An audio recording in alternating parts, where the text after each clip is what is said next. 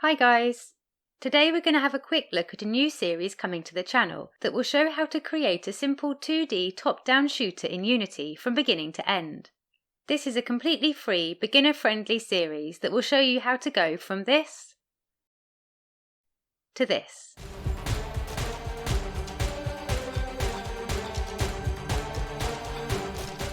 While it's a relatively simple game, it will cover many of the key concepts required to develop any game in Unity.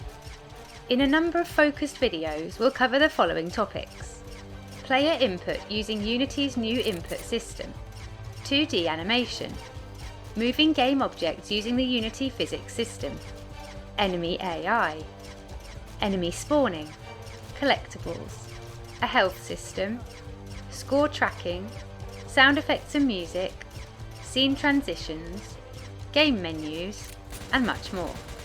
We really hope this series will provide an entry to game development for beginners, while also covering some more advanced techniques, such as scriptable objects and object pooling, that can help expand the knowledge of more experienced Unity developers. If you think this series sounds useful, subscribe and click the bell icon so you're alerted when each chapter is released. A big thank you to all our patrons, we really appreciate you helping to support the channel.